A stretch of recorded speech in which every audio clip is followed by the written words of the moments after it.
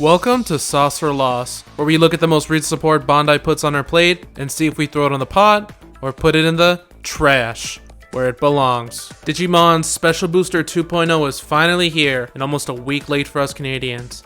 Thanks, Bandai. Now I know everyone is looking forward to all the meta warping and interesting decks coming out like Lord Knightmon, Lucamon, and Millenniummon, but there's only one thing I care for: the hybrids. And when I was told not just Takuya but the whole cast are getting new lines, I was so hyped to see what they would be. Then the cards were previewed and I had some very mixed opinions. How about instead of me just yapping, let's just jump right into it. Whoa, wait a minute. That is a lot of cards to review at one time. So why don't we just do a two-parter? For this part, as the Takuya enjoyer I am, let's talk about the Emperorgreymon support and the retrains given to the cast spirits that make up Emperor, Wind, and Ice. Now to start off, let's talk about Bokomon, a red level 3 with 1 KDP. It has on play, reveal the top 3 cards for your deck, add 1 card with the Hybrid or 10 Warriors trait, and 1 red tamer with inherited effects among them to your hand, return the rest to the bottom of the deck. It has your turn once per turn. When any of your Digimon or tamers digivolve into a Digimon with Hybrid or 10 Warriors trait, gain 1 memory. Alright, so here we have the only level 3 that matters. You don't count!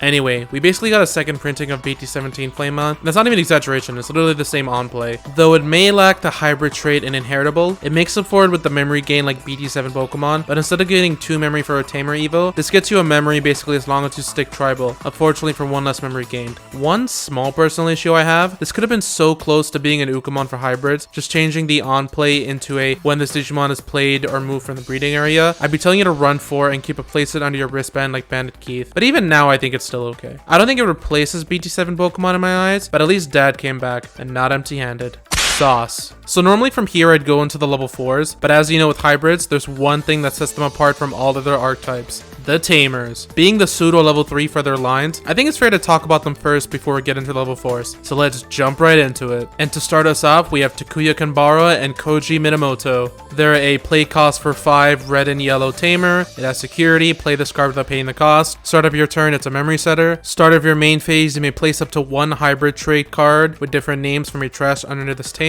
For each of your other tamers, add 2 to the maximum this effect may place. It has the rule, name also treated as Takuya Kanbara / Koji Minamoto. It has the inheritable end of your turn once per turn. This Digimon with the Hybrid or 10 Warriors trait may attack a player. Okay, this card does a lot, so let's take a bit and go through this. This is a memory setter that costs 5 to play, which might be an issue, but already there are so many ways to cheat out Takuya tamers, not even including BT18 Flamemon, so no issues getting this card out. The start of main copying a similar effect like BT7 Takuya, however you don't need to wait till you have 5 cards, so you can just outright start tucking and buff your tamer easily. Though keep in mind they need to be different in name, so don't start thinking you can tuck 2 Burning Greymons even if they are different sets. Now the best part of this card, the inheritable. So say you brick your hand, whether you play Ancient Grey or Garuru, and only after your Evo into your Beast Spirit, you get the human that causes the warp. Not just Evo into it anyway. Even if you don't do the swing that initiates the when attacking, that inheritable solves a lot of the issues. So you still get to attack and you can even go beyond that. All your hybrids and ancients just have Blitz now. How crazy is that? Whether you go pure Ancient Grey / Garuru, or the mixed variant of Red Hybrid, or even a new hybrid we're going to be talking about later, this card fits beautifully into any hybrid focused deck that matches the colors. What an amazing way to start the card reviews. Sauce. Now the next tamer we're going to be talking about is Tommy Himi. He's a blue-red tamer for a play cost of 4. He has security, play this card without paying the cost. Start of main phase, by trashing 1 card with the Hybrid and Warriors trait in your hand, gain 1 memory. With the inheritable, when attacking once per turn, trash the bottom Digivolution card of one of your opponent's Digimon. Then if your opponent has no Digimon Digivolution cards, draw 1. So gaining memory is similar to BT12 Amano. Instead of tucking a card, you pitch it for memory. That's kind of interesting. While the cost may be expensive for how little it does, using cards like BT18 Flamemon or Strabimon, you can cheat this out no problem. If you want to go full Tommy deck, you're going to need this card. The draw power it gives is really powerful, though the fact that it's only bottom Digivolution card it can trash instead of just any one is a bit underwhelming. But alongside the old Tommy stuff, and as you will soon see the new support, this card can definitely put in some work. Sauce. And now for our final tamer, we have Zoe Orimoto. She's a green-red tamer for a play cost of 4. Security, play this card without paying the cost. Start of your main phase by trashing 1 card with the Hybrid and Warriors trait in your hand. Draw 1. Has the inheritable your turn once per turn. When this Digimon deletes your opponent's Digimon in battle, you may play 1 tamer card with inherited effects from your hand without paying the cost. So instead of getting a memory, you instead draw a card like BT12 Taiki. So I think it kind of makes it clear now. This really is our Hunter Hybrids. So So the fact this card does very little for its cost, even if you cheat it out, is pretty underwhelming. However, the one by far standout is that inheritable. If you can have this under a stack when you delete something in battle, you can cheat out any frontier tamer, and I guess technically any seeker tamer, which is crazy good. I do wish it was one cost cheaper to make it more worth laying if you had no other options, but as long as you have a strong hybrid to go over this card, you'll be swarming them faster than they can Hades force them down. Sauce. Alright, now let's get into what makes Frontier so unique, the hybrids. Now let's start off with Kumamon. It's a level 4 blue and red Digimon with 5 KDP. It can go onto a blue-red level 3 for a cost of 3, or a blue-red tamer for a cost of 3. It can also go into a Tommy for 2, or a Cory Kuman for 0. That's when Digivolve, trash the bottom 2 Digivolution cards of one of your opponent's Digimon. When attacking once per turn, one of your Digimon or Tamers may Digivolve into a blue or red Digimon card with the hybrid traits in hand with the Digivolution cost reduced by 1. It has the rule trait as treated as a Ice Snow type. It has the inheritables all turns. When this Digimon will leave the battle area other than by one of your effects, you may play one Tamer card with inherited effects from this Digimon's Digivolution cards without paying the cost. Wait a minute, Ice Snow type? Oh god, here comes the Hex Blouse! Allow me to break the ice. Actually, speaking of, why only the top 2 Digivolution cards being trashed? You would think releasing a Tamer 3 sets ago that could hit any 3 cards would do the same here, but I guess Tommy wasn't given that luxury. It's when attacking essentially being a copy of BT18 Burning Gray or Kendogarurumon, but allowing you to also pick other targets as well is really nice if you want to aim for a more hybrid rush beatdown. By far though, the best effect on this card is that inheritable. Hybrids are known for being glass cannons, so letting you take the Tamer back when it eventually goes away is a really good focus to keep on aggression. Overall, a great card for Tommy Hybrid and the Susanoomon deck. Let's hope the rest of the cards keep this kind of quality. Sauce. And now for our next human spirit, we have Kazemin, a level 4 green-red Digimon with 5 KDP. Honestly, it's kind of the same as Kumamon, just instead for green and red and for the Zoe line, so I won't read over everything. However, its new when Digivolve is suspend one of your opponent's Digimon. Everything else is kind of the same. So Kaze mirrors Kuma a lot, so I won't speak too much. However, instead of trashing Digivolution cards, it can just straight up suspend a body. And honestly, I kind of like it a little bit more. Thinking for red hybrids, giving me a body I can just swing a buttload of DP in to get rid of, or even just get around a blocker is really nice. Of course, that same inheritable is the cherry on top, making this a card I'd even consider splashing in Ancient Gray. Sauce. And now for our beast spirits, we have Cory Kuman, a blue-red level 4 Digimon with 7 KDP. It can go into a blue-red level 3 for a cost of 4, or a blue-red tamer for a cost of 4. It can digivolve into a Tommy for 3, or a Kumamon for 1. It has jamming. On play when digivolve until the end of your opponent's turn, one of their Digimon no Digivolution cards can't suspend. It has the rule trait, treated as the Ice Snow type, and has the inheritable jamming.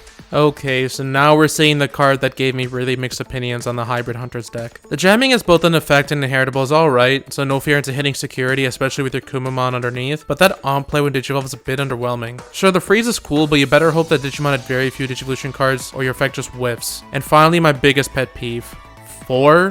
4? That's insane if you don't stay in line. Otherwise, the worst case of going into a level 4 for 4 memory sucks. And for an effect that may not even get going. If it did more, then sure, I would say the use. But if you get the wrong tamer out and you're evoing for fur, it's honestly the worst scenario with no real upsides. Loss. Now for our next beast spirit, we have Zephyron, a green-red level 4 with 7 KDP. Again, really similar to Cory Kuman, so I'm not going to repeat everything. However, instead of jamming, it has piercing, and it does have for the on-play when Digivolve, whenever Digimon gets plus 3 KDP until the end of your opponent's turn. And of course, this beast form doesn't really change anything. Another potential 4-cost evo for an effect that at least this time is a little bit more effective since the condition isn't really needed for the DP boost and can last until the end of your opponent's turn, which is a first for hybrids. And now with piercing, if you go into it off Kazemin, that's hitting a body for minimum 10 KDP with piercing. Sure, unlike Cory Kuman, you have a lot more to work with here, but you just can't ignore the evo cost if you're going offline. Loss. Now we can't just have a Takuya in the set without his personal spirit. That's right, it's a Digimon. A red-purple level 4 with 5 KDP, can go onto a red and purple level 3 for a cost of 3, or a red and purple tamer for a cost of 3. It can go into a Takuya for 2, or Burning Gray for 0. It has when Digivolve, you may return 1 card with the Hybrid or 10 Warriors trait, or 1 tamer card with inherited effects from your trash to your hand. It has the inheritable, your turn. This Digimon gets plus 2 KDP.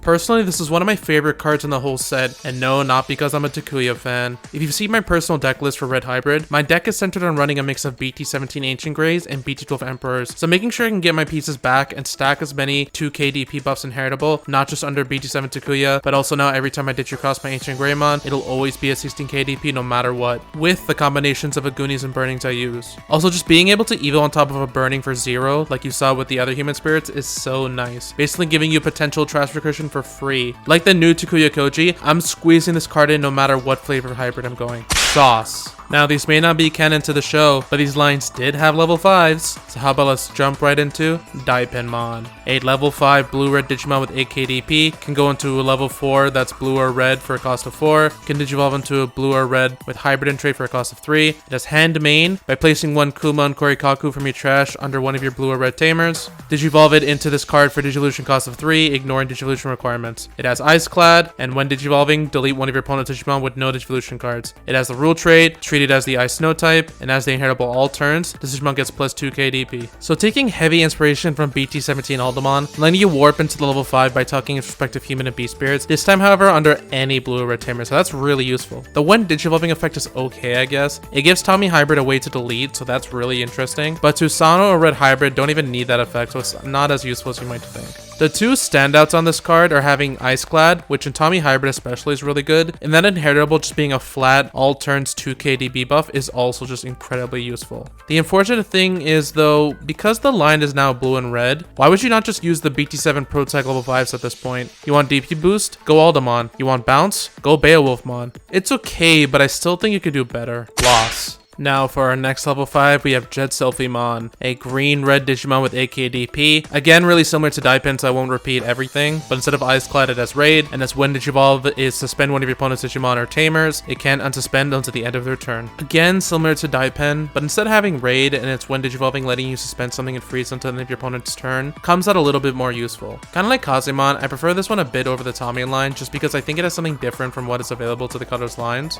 However, it's still hard to justify going into this more often than say BT7 Aldemon for its cheaper evo cost, 4k DP buff, and its ADP inheritable. I do like that it adds a new effect to the toolbox, but that evo cost is hard to ignore even with the Black Sex evo cost. Loss. Now, I know you want me to go into Emperorgreymon, but there's 2 more level 6s I have to go into first, one of them being Ancient Megatheriumon, a blue-red level 6 with 11 KDP. It can go into a blue-red level 5 for a cost of 3. It has on play when Digivolve, trash the bottom 2 Digivolution cards of all your opponent's Digimon. Until the end of their turn, none of their Digimon with no Digivolution cards can suspend. It has all turns. When this Digimon would leave the battle area, you may play one level 4 or lower Digimon card with the Mammal, Ice Snow, or Hybrid trait from this Digimon's Digivolution cards without paying the cost. It has the rule trait, treated as an Ice Snow type, and can Digicross -2 for a Kumamon x Cory Kuman. I'm gonna be honest guys, this is just a bad card. It does very little for its effect, only limited to stripping the bottom 2 sources, and only freezing ones that don't have sources. And after that, he just sits there. I do like the all turns, since unlike BT17 Ancient Grey or Ancient Guru, it doesn't need to be deleted to trigger, but I gotta take that right back, because instead of the incredible recursion those cards give you, we not only copy the on deletion of the old BT4 versions, but it has to be from its own stack.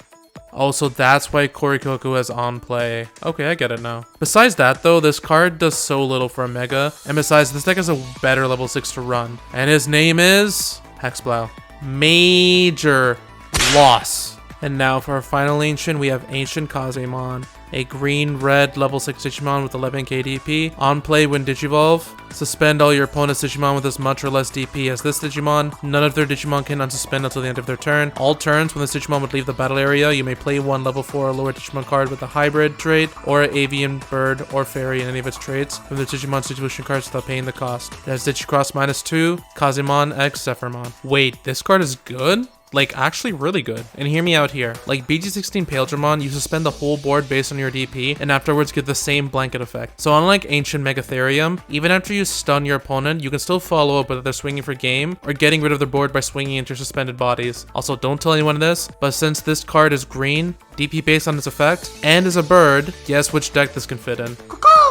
Surprisingly, sauce. Now hold your horses, there's just one last card we gotta talk about before we get to Emperor, and that is the option card, Wind to Flame, Ice to Sword. It's a red, green, and blue option cost with a use cost of 3. It has main. You may place up to 5 hybrid trait cards with different names from your hand or trash under one of your tamers. Then, one of your tamers with 5 or more cards underneath it may digivolve into Emperorgreymon in the hand or trash, ignoring the digivolution requirements and without paying the cost. It has the security effect. You may play one tamer card with inherited effects from your hand or trash with a pain in the cost, then add this card to the hand. This card has an interesting concept, basically turning any of your tamers into BT7 Takuya. Of course, the issue comes with meeting colors, but as long as you have a minimum of one of each Zoe and Tommy, you should have no issues with meeting colors, and plus can even go up to an Emperor even in trash, but makes this card extremely useful. Personally, I wish it had an effect like Ancient Guardian Deity to make it easier to use this card, so I can use it outside of the Susano deck, but overall, still a pretty solid card. Sauce. Alright, I've kept you waiting long enough. Now let's hail to the king, baby, and talk about Emperorgreymon,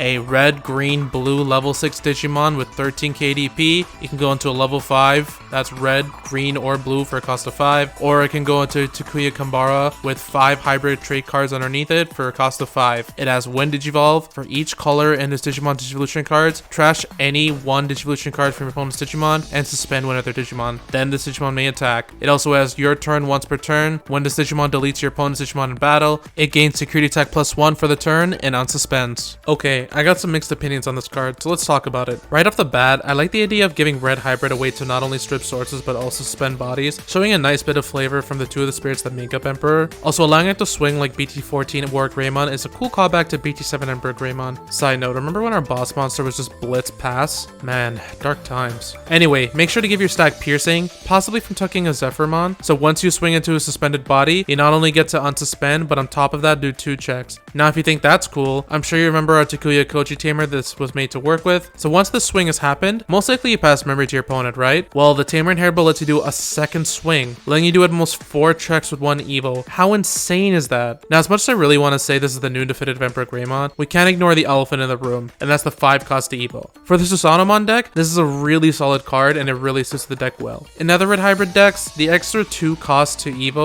compared to BT12 Emperorgreymon can really decide whether you win that game or not, because memory is so tight to spend. Sure, the option can help around that, but where are you going to get a green and blue source to get the trigger? By no means is it a bad card or totally gets outclassed by the BT12 version. I'd like to look at it more as an alternative Emperor to use. This deck gives access to things it could never do, and who knows, in the right meta or even future support, maybe this card could be the true ruler of Greymon it deserves. Sauce. Now, if you know one thing about this set, it's the fact that Susanoomon makes its grand return. And let me tell you, I got some things to say. Now, how about we jump right into Suman Ace. It's a level 7 white Digimon with 16 KDP. It can digivolve onto any color level 6 for a cost of 6. It can also go into Takuya Kanbara / Koji Minamoto with 10 hybrid cards underneath for a cost of 6. It can blast digivolve because it's an ace. It has Wind Digivolve when attacking. Delete one of your opponent's 10k or lower DP Digimon. For each color in this Digimon Digivolution cards, add 2k to this DP Dilution's effects maximum. When attacking, by placing up to 5 tamer cards from Digimon Digivolution cards as your bottom security card. For each one, trash your opponent's top security card. Because it's an ace, it has overflow, -5. Well, it's a level 7 ace that can go on any color. And okay, look, I'll be honest. I don't like this card, and I mean, I really don't like this card. The Wind Digivolve is pretty underwhelming by just popping one body, and that's it. Sure, it's not once per turn, so if you somehow evo into it and then proceed to attack, you're basically popping 2 bodies, so that's kind of cool. Now, I know what you're thinking when you're looking at the second one attacking. How do you get 5 tamers underneath this guy? Won't you only ever have 1 underneath him? Well, Lord of Devastation and Rebirth is a red-yellow option with a use cost of 6. While you have a hybrid or 10 warriors trait Digimon, you may ignore this card's color requirement. It has main. One of your Digimon or tamers may digivolve into Susanoomon in a hand or trash without paying the cost. Then by placing up to 4 of your tamers with different colors as one of your Susanoomon's bottom Digivolution cards, gain 1 memory for each card placed. It has the security effect. You may play 1 tamer card with inherited effects from your hand or trash without paying the cost, then add this card to the hand. So now you see how we load up Susanoomon Ace. Essentially, that's all this card really exists for. Just to basically do something similar like Gate of Deadly Sin setting up a Gudamon. At least like the Fire Ice option, it can go into a Susanoomon Ace from your trash, so as long as it's not sitting somewhere deep in your deck, you should have no problems. Now, looking at both cards together, to keep it simple, with both cards combined, Susanoomon Ace is sauce. However, without the option, Susanoomon Ace just doesn't do enough. In any other hybrid deck, you will only ever have 1 tamer underneath it, so it's only going to be 1 security being trashed, and then that's it. It's just a beat stick at that point. Red Hybrid could just use Crimson Mode Ace if it really wants an ace that badly, and it's not like Ancient Guru ever uses aces, but if ever needed one, just use Imperial Ace. It's already one of the best aces in the game. They could have made Susanoomon Ace count hybrid at sources, maybe instead of trashing 2 and bottom decking them just to keep it more balanced. That way I would love Susanoomon Ace way more. To say I'm disappointed is an understatement. It honestly really pains me to say this, but loss. So if I look at the individual pieces in the deck, there's a lot to work with. A Gunimon and the Takuya Tamer are just great pieces, and the Tame line can be useful in due time with more support Ice Snow is getting. As an overall deck though, it's obvious they tried to basically recreate the Hunter style deck, but with hybrids, but seemed to forgot the key aspect that made them synergize so well, which was the alternate evo cost as long as everything had save and text. That way you never feel punished for going out of line, and on top of that, the deck still has a faster way of getting tamers out and going into their boss monster, even with the deck almost being a year and a half old, and still not even getting any support since. If this deck had alternate evos like Tamer with inherited effect, or more cards to get tamers out, it would really help solve major issues with this deck instead of bricking and having mostly empty boards. There is so much potential here, but instead of trying to mash pieces from different decks together into one deck, I don't think it came together as well as they wanted it to. I rate this deck 1.5 meaty meat burgers out of 5. Thank you guys so much for watching the video. I know there was a bunch of cards to go over because we went to not just the Susanoomon deck, but also the other stuff like the Ancients. So I know it might have been a lot, but thank you for sticking through to the end. And if you're still waiting for the Magna Garurumon stuff or even Purple Hybrids, don't you worry. Daemon Reaper's going to have you covered next week, so get ready for that. So how about let us know down in the comments, how do you guys feel about the deck or any specific pieces or anything you're excited to use in your other decks? Let us know below. Thank you so much for watching, and we'll see you in the next one. Peace out.